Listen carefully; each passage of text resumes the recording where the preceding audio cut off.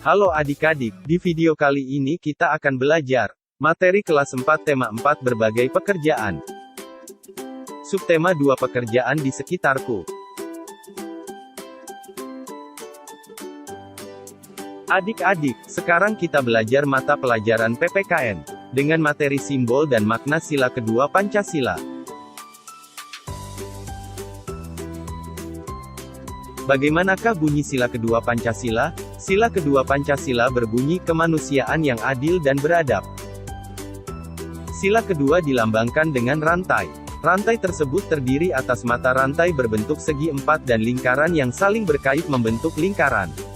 Mata rantai segi empat melambangkan laki-laki, sedangkan yang berbentuk lingkaran melambangkan perempuan. Mata rantai yang saling berkait pun melambangkan bahwa setiap manusia, laki-laki dan perempuan, membutuhkan satu sama lain dan perlu bersatu sehingga menjadi kuat seperti sebuah rantai. Ada beberapa contoh pengamalan Pancasila sila kedua di lingkungan keluarga, sekolah, dan masyarakat. 1. Lingkungan keluarga. A. Mencintai, menghormati dan menaati nasihat orang tua. B. Menjunjung tinggi nilai-nilai luhur keluarga dengan penuh ketulusan. C. Menjaga nama baik keluarga di masyarakat. 2. Lingkungan sekolah. A. Menjunjung tinggi kesopanan dalam pergaulan antar teman di sekolah. B. Melaksanakan program sekolah berkaitan dengan usaha kemanusiaan. C. Menegur teman yang mencontek, tidak melaksanakan tugas piket. 3. Lingkungan masyarakat. A. Membantu korban bencana alam. B. Memberi sedekah kepada fakir miskin. C. Tidak menyakiti dan memfitnah orang lain.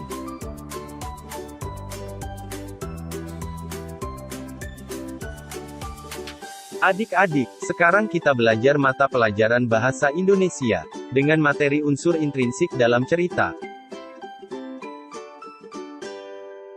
Unsur intrinsik adalah unsur-unsur yang dapat kita temukan dalam cerita dan menjadi bagian dalam sebuah karya sastra. Dalam karya sastra, terdapat beberapa unsur intrinsik, seperti tema, tokoh, penokohan, alur, latar, sudut pandang, gaya bahasa, dan amanat. Dalam sebuah cerita tokoh ada tiga macam, yaitu tokoh protagonis, antagonis, dan tritagonis. Penokohannya dapat terlihat melalui sikap, watak, tingkah laku, dan ciri fisiknya. Khusus penokohan pada metode dramatik tidak dapat dilihat secara langsung tapi pembaca harus menafsirkan sendiri ucapan, pikiran, perbuatan, bentuk fisik, lingkungan, reaksi, ucapan dan pendapat karakter tersebut untuk mengetahui watak tokoh.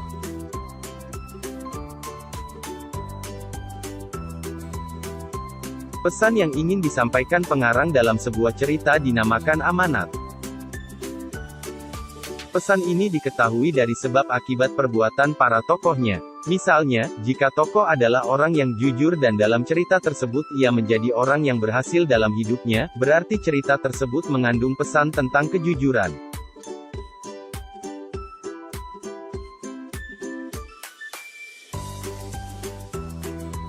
Adik-adik, sekarang kita belajar mata pelajaran IPS, dengan materi jenis pekerjaan dalam suatu kegiatan ekonomi.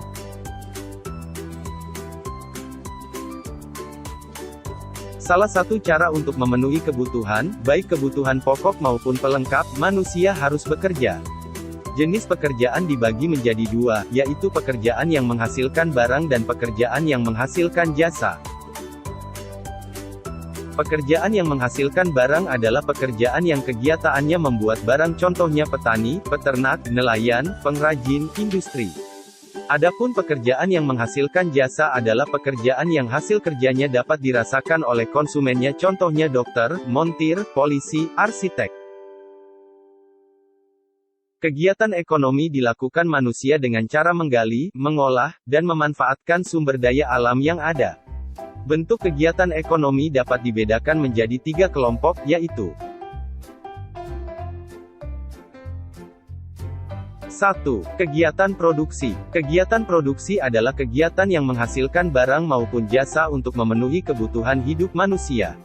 Orang yang melakukan kegiatan produksi disebut produsen. Dalam kegiatan produksi, barang mentah akan diolah menjadi barang jadi, sehingga memiliki nilai tambah dan harga lebih tinggi. Contoh kegiatan produksi antara lain kerajinan, mengolah makanan, dan membuat pakaian. 2. Kegiatan distribusi. Kegiatan distribusi adalah kegiatan menyalurkan barang hasil produksi dari produsen ke konsumen. Orang yang melakukan kegiatan distribusi disebut distributor. Kegiatan distribusi biasanya dilakukan oleh para pedagang, baik pedagang besar maupun kecil. Selain itu, barang hasil produksi juga dapat disebarluaskan dan dikirim ke konsumen melalui warung, toko, dan pasar. 3. Kegiatan konsumsi. Kegiatan konsumsi adalah kegiatan menggunakan, memakai, atau menghabiskan barang hasil produksi untuk memenuhi kebutuhan hidup sehari-hari. Orang yang melakukan kegiatan konsumsi disebut konsumen. Contoh kegiatan konsumsi yang biasa dilakukan masyarakat adalah memanfaatkan barang seperti pakaian dan makanan serta menggunakan jasa.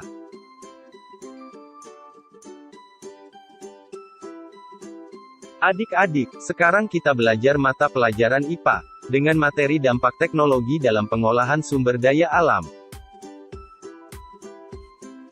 Peningkatan teknologi sangat dirasakan, tidak hanya dalam pemanfaatannya tapi juga harus diperhatikan dampak penggunaan teknologi tersebut.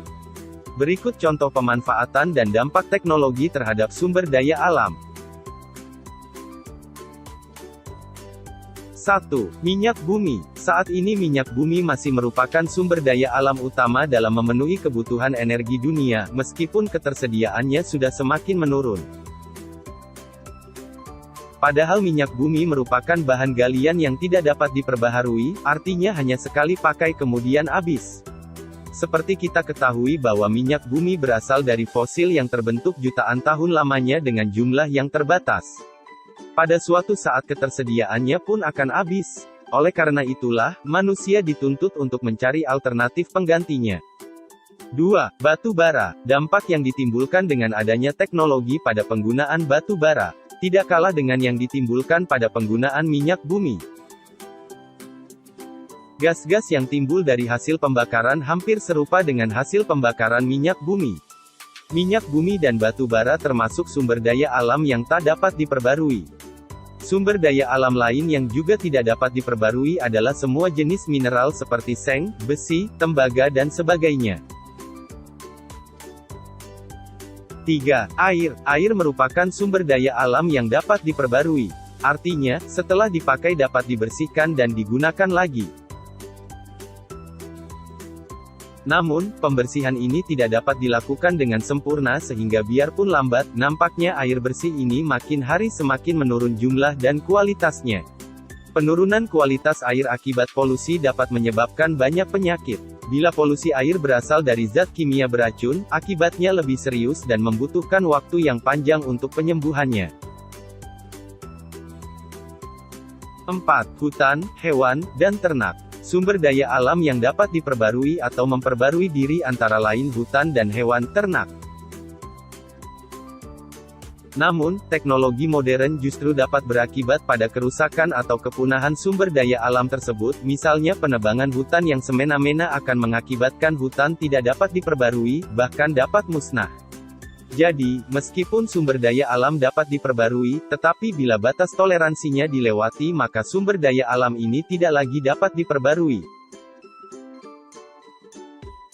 5.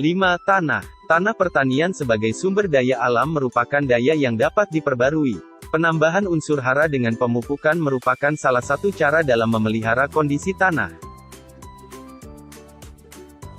Pemakaian yang sembarangan akan merusak tanah apalagi dibiarkan dalam keadaan kosong dan terkena erosi terus-menerus sehingga bagian tanah yang subur akan terkikis sehingga tinggal batu-batu cadas yang sulit dijadikan lahan pertanian.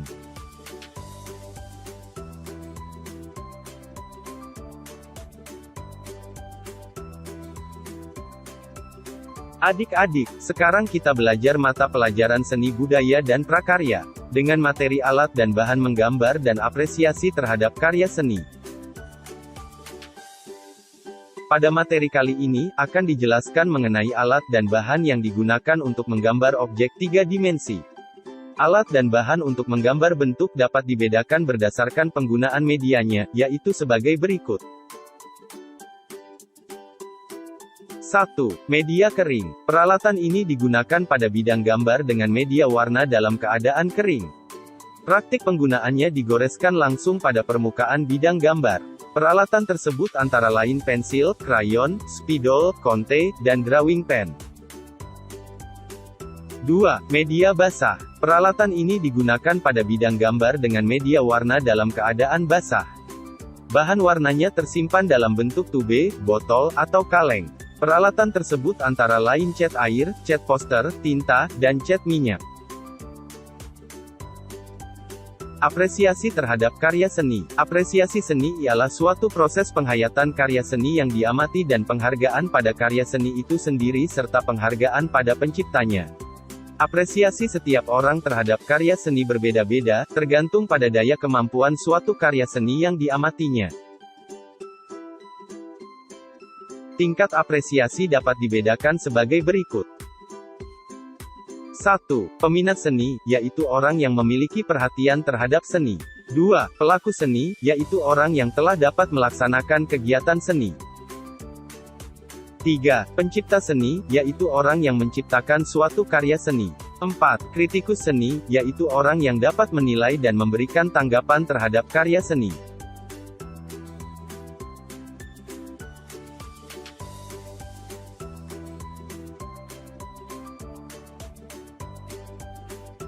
Adik-adik, demikianlah pembahasan untuk subtema ini. Semoga bermanfaat dan selalu belajar dengan giat.